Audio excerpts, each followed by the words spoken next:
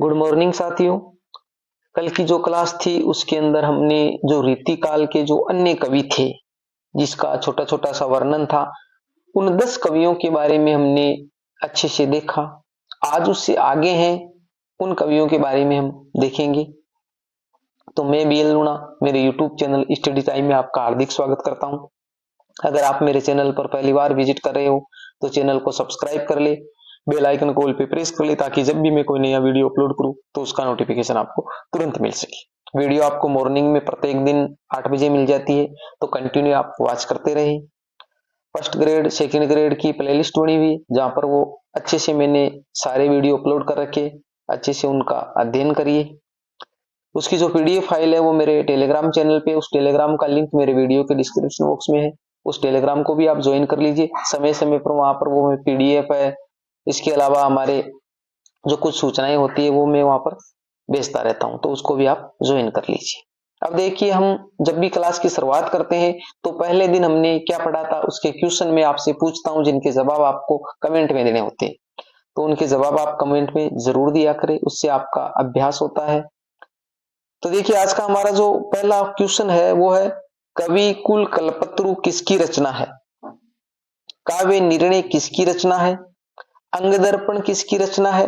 गंगा लहरी किसकी रचना है? और भाषा भूषण किसकी रचना? 5 जो क्वेश्चन है, वेरी इंपॉर्टेंट क्वेश्चन है, वेरी मोस्ट क्वेश्चन है।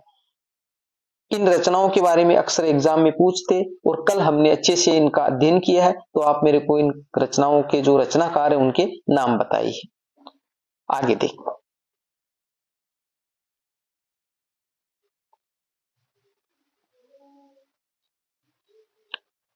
अब 10 कवियों के बारे में कल हमने अच्छे से अध्ययन कर लिया था। आज जो 11 नंबर का कवि है भूपति, इसकी रचना का नाम है कंठाभूषण, और मैंने आपको बता रखा है कि जिसके पीछे भूषण, आवरण, ललित ये शब्द आए तो उसकी विषय वस्तु की बात करें कि उसके अंदर क्या है, तो उसके अंदर अलंकार होते हैं। ठीक है। सेनापति, रचना की बात करें तो कवित रत्नाकर, काव्य कल्पद्रुम, ये इनकी रचनाएं। कवित जो रत्नाकर है महत्वपूर्ण रचना है, इसके अंदर 5 तरंग है और 394 छंद है। 5 तरंग का मतलब 5 पाठ हो गए। ठीक है, इसमें पाठों का नाम है वो तरंग दे रखा है। ये विषय आपको ध्यान में रखना है कि जैसे इसमें तरंग दे रखा है, 5 तरंग है, किसी में सर्ग दे रखा होता है, किसी में समय दे रखा होता है, किसी में कांड दे रखा होता है, किसी में स्कंद दे रखा। तो ये चीजें अक्सर एग्जाम में पूछते हैं, तो इनको आपको अच्छे से ध्यान रखना है। किसी में जैसे प्रकाश दे रखा है, किसी में प्रभाव दे रखा है, हमने पढ़ा है। तो ये सारी बातें आपको अच्छे से ध्यान में रखनी है। ये छोटे छोटे क्वेश्चन है, वही एग्जाम में पूछते, और ये अगर आप गलती कर देते हो तो फिर हम पीछे रह जाते। तो ये छोटे छोटे क्वेश्चन है जिसको आपको हल करते हुए ही आगे बढ़ना होता है, यहीं से स्कोर होता है। क्योंकि हमें ये भी याद रहता है कि उसके अंदर क्या थे, 5 तरंग थे या 5 सर्ग थे, बस अभी ये 5 तो याद रह जाता है, 394 छंद है, पर ये जो छोटा सा तरंग है, ठीक है, ये चीजें याद नहीं रहती। इसको हम जब जल्दी में पढ़ते हैं तो इसको आपको अच्छे से पढ़ना है, दिमाग में अच्छे से इसको सेट करना है। सेनापति रीतिकाल के सबसे प्रसिद्ध प्रकृति कवि माने जाते हैं, मोस्ट लाइन है, यानी सेनापति क्या रीतिकाल के प्रसिद्ध प्रकृति कवि माने जाते हैं, क्योंकि प्रकृति से संबंधित वर्णन है वो सेनापति ने लिखा है रीतिकाल में।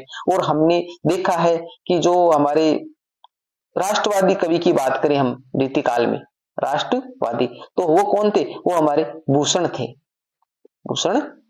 तो सेनापति है वो रीतिकाल के प्रसिद्ध क्या है, प्रकृति कवि है, राष्ट्र कवि है वो भूषण है।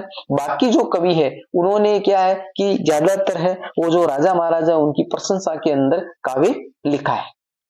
प्रसिद्ध पंक्ति की बात करें सेनापति के तो है, आए है पहाड़ मानो काजल के ठोय के। ये महत्वपूर्ण पंक्ति है जो अक्सर देकर पूछते, आए है पहाड़ मानो काजल के ठोय के।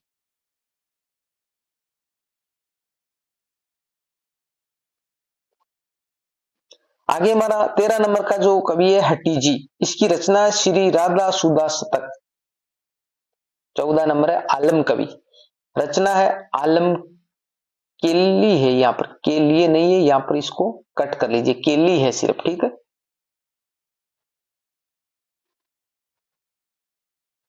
ये ब्राह्मण जाति के थे, यानी जो आलम है वो कौन थे, ब्राह्मण थे।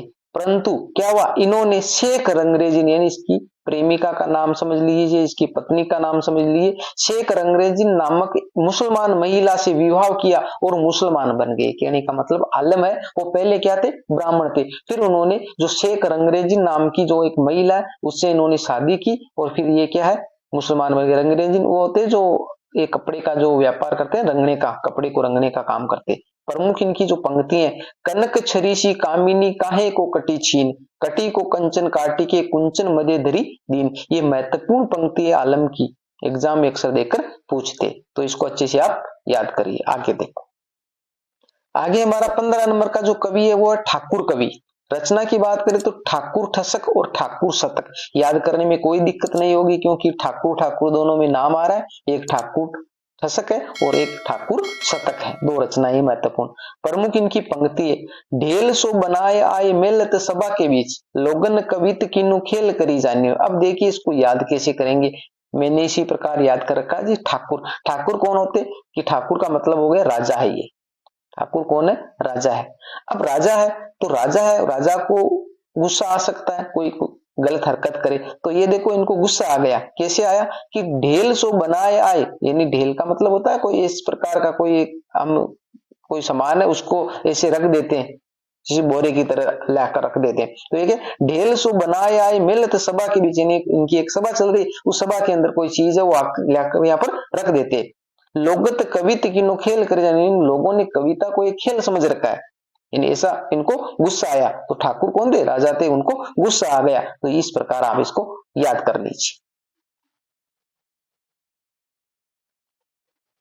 आगे 16 नंबर के कवि है बोधा कवि। रचना की बात करें तो वीर वारिस और इश्क नामा, दोनों बोधा की, वीर वारिस और इश्क नामा।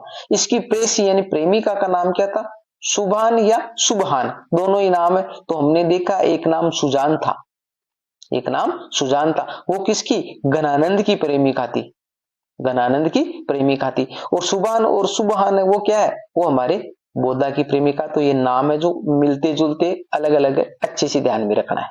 प्रमुख इनकी पंक्ति है, देखिए, ये प्रेम को पंत कराल महा तरवारी की धार पे धावनो। देखो बोधा धावनु, बोधा धारा तो धावनु, यहां से स्टार्ट कर लीजिए, बोधा धावनु, तो ये शब्द पकड़ लीजिए।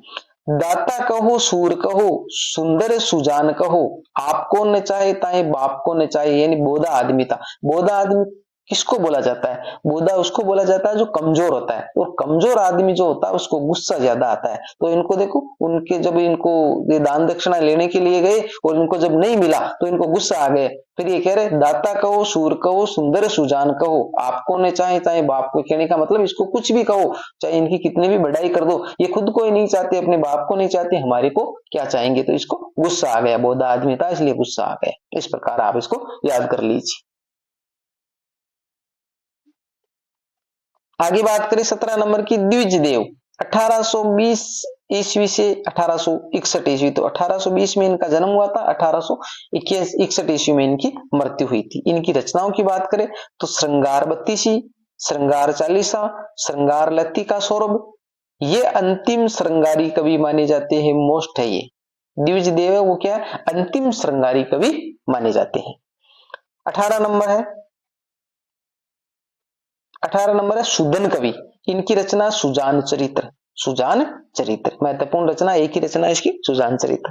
नोट में लिखा मैंने क्या, रीतिकालीन कवियों का कालक्रम सूत्र, यानी जो रीतिकाल के जितने भी कवि है उनको हमें कालक्रम से याद करना है। क्यों करना है, क्योंकि इनसे संबंधित आरोही और अवरोही वाले क्वेश्चन अक्सर पूछे जाते हैं, आरोही और अवरोही। तो रीतिकालीन कवियों का जो कालक्रम का सूत्र क्या है, केशव चिंता विरहमती भूषण दे आलम घन, छोड़िए आलमगन भीख पद, ये एक लाइन है, केशव चिंता विरहमती भूषण दे आलमगन भीख पद। अब इसके अंदर रीतिकालीन जो महत्वपूर्ण जो कवि है वो सारे इसके अंदर आ गए। केशव यानी केशवदास हो गया, चिंता यानी चिंतामणि त्रिपाठी हो गया, विरह यानी बिहारी हो गया, मतीराम मती यानी मतीराम हो गया, भूषण यानी भूषण हो गया, दे यानी देव हो गया, आलम यानी आलम, घन यानी घनानंद, भीख यानी भिखारीदास और पद यानी पद्माकर। ये महत्वपूर्ण जो कवि है जिनके बारे में अक्सर पूछते, तो ये लाइन याद रखनी, केशव चिंता विरहमती भूषण दे आलमगन। बीक पद, इस प्रकार इसको आप क्रम से याद कर लेते हो। सारे ही कवि क्या है, हमारे रीतिकालीन कवि है। अब इसके बाद में आगे है रिवीजन क्लास, और रिवीजन क्लास किसकी है, रीतिकाल की है। तो रीतिकाल हमने अच्छे से पढ़ लिया। रीतिकाल के 3 जो भाग किए गए थे, रीतिबद्ध कवि थे, रीति सिद्ध कवि थे और रीति मुक्त कवि थे। तीनों के जो क्वेश्चन है वो इसके अंदर हम, जो मैं आपसे कमेंट में पूछता हूँ, वो सारे क्वेश्चन यहाँ पर हम लेंगे और उनके जवाब मैं आपको अच्छे से समझा दूंगा। तो हमारा एक बार अच्छे से रिवीजन हो जाएगा, और फिर ये हमारा रिवीजन होने के बाद में हमारा जो रीतिकाल है कंप्लीट हो जाएगा। तो कहने का मतलब हमने आदिकाल को अच्छे से पढ़ लिया, फिर हमने भक्ति काल को पढ़ लिया, और अब ये हमारा रीतिकाल कंप्लीट हो जाएगा। उसके बाद में हमारा होगा आधुनिक काल, फिर आधुनिक काल को हम अच्छे से पढ़ेंगे। उम्मीद करता हूँ ये क्लास आपको अच्छी लगी होगी। अच्छी लगी है तो जाते जाते इसको लाइक करिए, अपने दोस्तों के साथ में भी शेयर कीजिए। अभी तक आपने चैनल को सब्सक्राइब नहीं किया तो सब्सक्राइब जरूर कर लीजिए। मिलते हैं अगली वीडियो में, तब तक के लिए जय भीम, जय भारत।